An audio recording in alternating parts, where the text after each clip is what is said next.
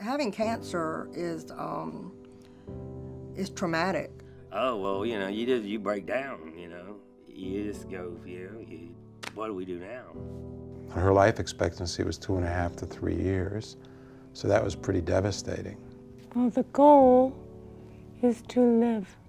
There was quite a bit of fear for both, me, my dad, my other brothers. We weren't quite sure what to expect or what was going to happen. And it's been difficult.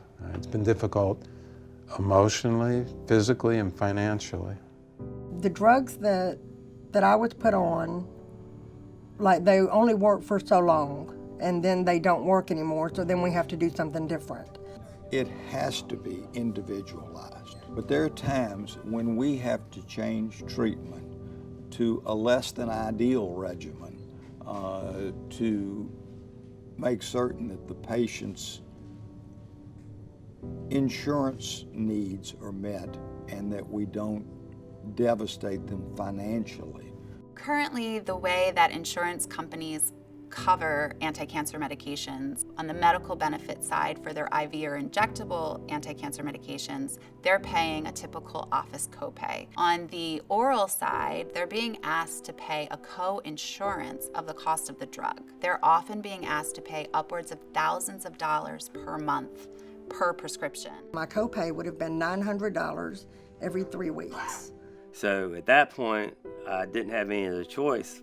$9,000 a month. So then we had to find some way to pay for the other 25% because 25% of that would almost take all of my paycheck.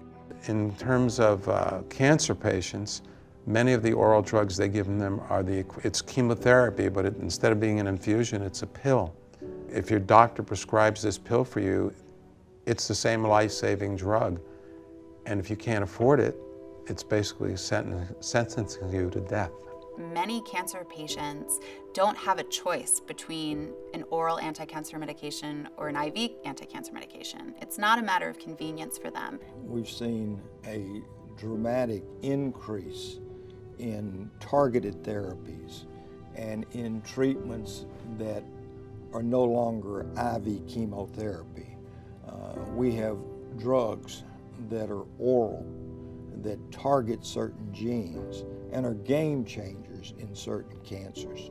If this oral parity bill doesn't pass, I would probably have to ask Dr. Meshad to find another treatment for me. Maybe a drug that's not quite as potent or, successful for me. And then we would just have to go from there and see what happens. I don't know. If you take away access to those oral anti-cancer medications because of the affordability issue, you're actually taking away their chance at survival. The tragic thing is that it's not enough that you have to deal with having cancer. Then you have to worry about, how am I going to pay for this? That's just way more than people need to deal with.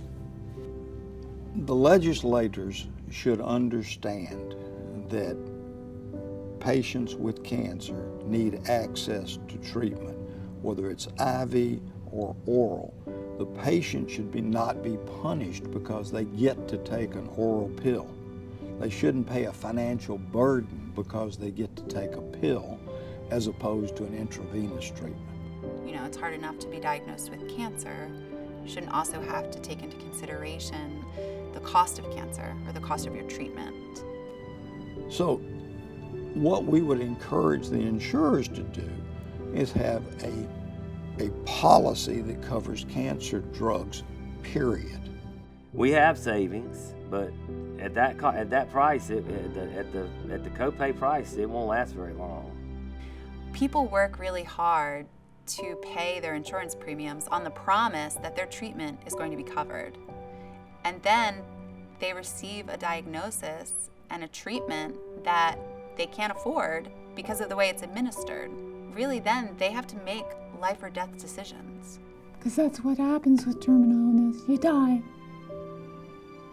And you die faster if you can't get access to drugs. Please consider, what it would be like for your family member. What would you want to happen if it were your family member going through this?